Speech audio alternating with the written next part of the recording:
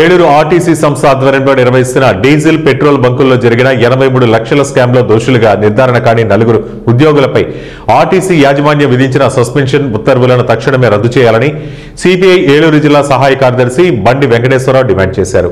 RTC oil బంకులో జరిగిన అవినీతిపై సంపూర్ణ దర్యాప్తు జరిపి దోషులను నిర్ధారించాలని, అక్రమ సస్పెన్షన్లను రద్దు చేయాలని కోరుతూ ఆర్టీసీ కార్మిక సంఘాల జేఏసీ ఆధ్వర్యంలో ఏలూరు డిపో వద్ద జరుగుతున్న రిలే నిరాహార దీక్ష 5వ రోజు శిబిరాన్ని బండి వెంకటేశ్వరరావు శుక్రవారం ప్రారంభించారు.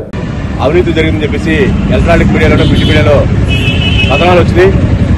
ఆ కథనాలు వచ్చిన సందర్భంలో నేను వైఎస్తో మాట్లాడాను, రాంబాబుతో మాట్లాడా. ఏంటి ఇలా కథనాలు వస్తున్నా ఏంటని చెప్పంటే జరిగింది, ఎంతవరకు జరిగింది తెలియదు, అది నిర్ధారణ కావాలని చెప్పేసి చెప్పడం జరిగింది.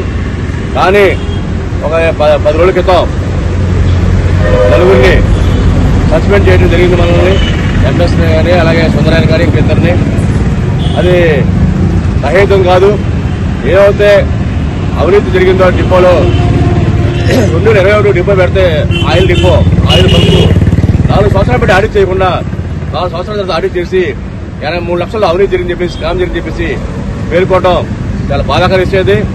ఆ స్కామ్ సంబంధించి ఎవరైతే ఉన్నారో దోషులు వాళ్ళు నిర్ధారించాలంటే అది పోలీస్ కంప్లైంట్ ఇచ్చి, పోలీసుల ద్వారా కానీ, జ్యుడిషియల్ ద్వారా కానీ ఎంక్వైరీ చేసి దాన్ని నిర్ధారించి దోషులను శిక్షించడంలో మనకు తప్పు లేదు. కానీ దోషులు కాకుండా నిర్దోషులు శిక్షించడం చాలా బాధాకర విషయం. ఎప్పటికైనా 13 మంది నిర్ధారించి